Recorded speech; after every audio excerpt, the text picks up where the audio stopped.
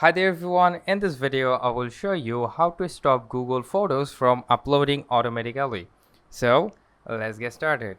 So for that reason, first of all, we need to go to the photos. So search for the photos, and as you can see, here is the Google Photos. So we need to go there, and from here on the bottom right side corner you will see this little icon which will be your Google icon. So you need to tap on that, and then from here you will see the backup option on the first side. So you need to tap on the backup, and now here is the option to turn the backup off. So first of all, just tap on that and your backup will be turned off.